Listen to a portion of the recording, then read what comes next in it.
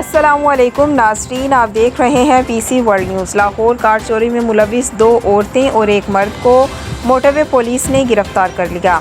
हमारे नुमाइंदा खुसूसी पाकिस्तान गुलाम दस्तगीर की रिपोर्ट के मुताबिक मोटरवे पुलिस ने लाहौर केनाल व्यू से चोरी होने वाली कार को मियाँ चन्नू के करीब से बरामद कर लिया।